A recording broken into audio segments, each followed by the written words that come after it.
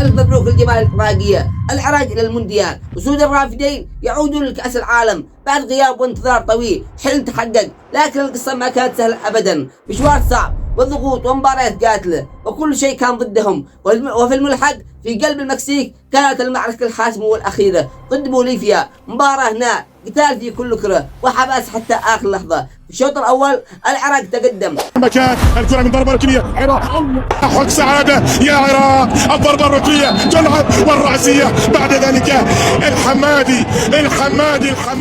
لكن الخصم عادل النتيجة. ولكن في الشوط الثاني يأتي هدف التأهل من المهاجم أيمن حسين. يا عراق كرة تلعب الله الأيمن حسين. أجمل ذكرى المكسيك وللمكسيك سنعود